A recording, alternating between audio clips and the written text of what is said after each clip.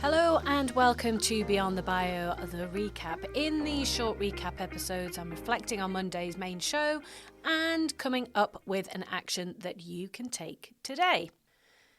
If you missed Monday's show, please go back and take a listen. You will find the link to this episode in the show notes. And what a show it was. I was joined by Rob Moore, who, if you haven't come across Rob before, he is pretty prolific on social media and podcasts and all sorts of different things. But if you haven't come across him before, a little bit about Rob. At the age of 25, Rob was 50 grand in debt, but less than 5 years later, he went from, as he describes it, zero heir to multi-millionaire. Firstly from his property portfolio, but then he co-founded the Progressive Group, starting with Progressive Property, and then moving through to Progressive Success and the Entrepreneurs Business Academy. Having given over 1,000 speeches in the last decade, Rob is a sought-after keynote speaker and ranter. He's known for his Rob's Rants and direct, no-filter tactical content. Rob is a mentor to many millionaires and celebrities and has helped tens of thousands of start and scale-up entrepreneurs go from zero heir to nearly there to millionaire. So lots of experience. I was really intrigued to meet Rob because we have a few mutual friends in common and I have seen his content and it's quite polarising, not going to lie. There's a few people that I know that absolutely detest some of the things that Rob speaks about, and there's people I know that think it's absolutely brilliant. So very, very differing opinions. And I think as someone that talks about politics and what's wrong with the country or what he believes is wrong with the country, he's always going to attract some variation in commenters. As always, it really was an interesting conversation that is worth listening to if you missed it. Some of the things that stood out for me were around Rob's work ethic. So I'm pretty sure that I've heard Rob Moore say that he's going to retire a couple of times over the last few years. And I think he said he's 46. So that would be young, traditionally to retire. But that said, we know that he financially would be able to afford to do so. But what I think is interesting is he keeps then coming back. So it's never a real retirement. And one of the final questions that I asked Rob about was actually how many hours he works and what the composition is of his day. And I think I was quite surprised. Well, was I surprised? I was surprised.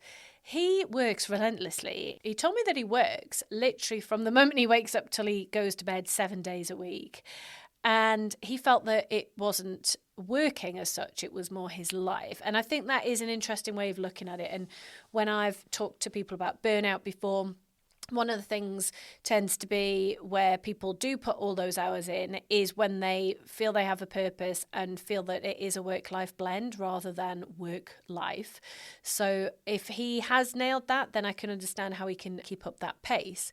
He also said that where possible, he likes to try and get to bed early. I think he said 9 p.m. was his bedtime, but then he might be up any time between 1 a.m., which horrified me somewhat. That feels like a really odd time to get up. Certainly it wouldn't be a time I would choose to get up. Between 1 a.m. and 5 a.m. I can do 5 a.m. 1 a.m., maybe not. But that's how he fits it all in. And he seems to very much enjoy what he does. So that's the answer to that, I guess.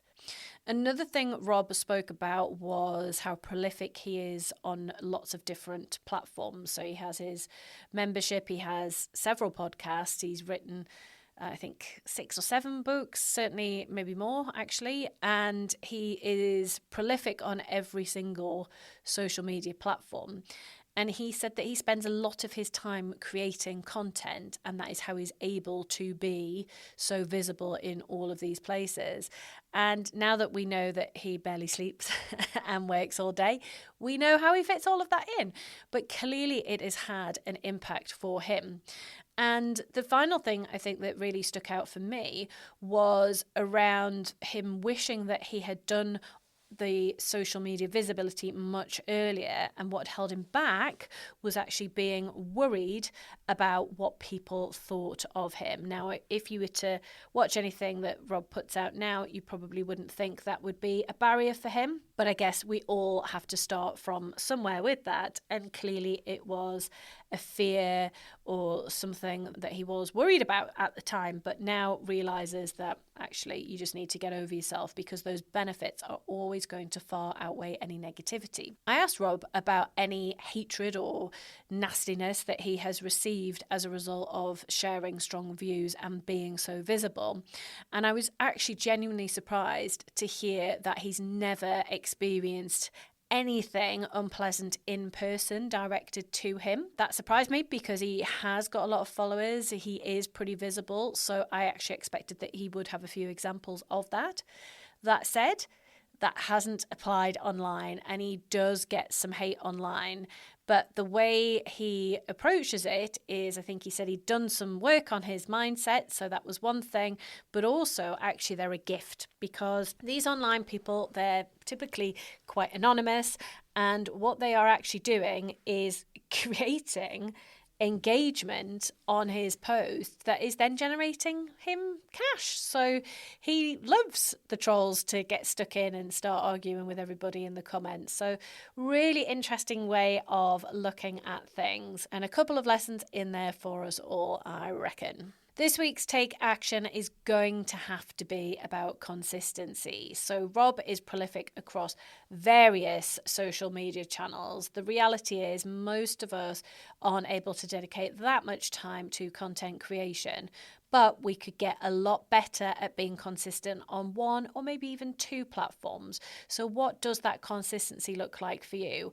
Are you able to post every day on a platform that requires it? Now, for me, that would not be LinkedIn, because I don't think you do have to post every day on LinkedIn. I think you can get away with much less. But for you, is it that you're going to be going in on something like TikTok or Threads or X, if that's still a thing for you? And if so, you are going to have to get more consistent with that content, because more content equals more visibility, etc. So that is the challenge for this week. It's one we should all be doing anyway, but it's one probably none of us are, or not to the extent that we should be. So this is your sign to just take a moment to think about how you can get more consistent and what you are going to commit to. As always, let me know how you get on, and I'll see you for the main show on Monday.